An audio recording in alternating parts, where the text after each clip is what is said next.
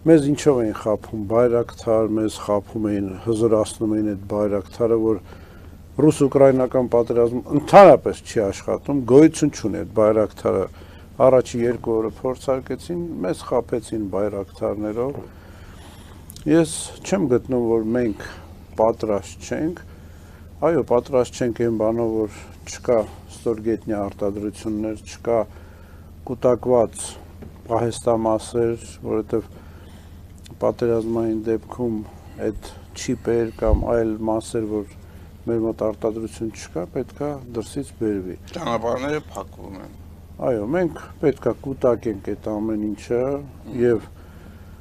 բարձր տեխնոլոգիաներով եւ նորից ես չեմ հրաժարվի, որ Հայաստանը պետքա օգտվի պրոքսի բանակներից, այսինքն վարձկաններից, եւ մենք դա առաջարկել ենք, մենք դրանից չենք հրաժարվում։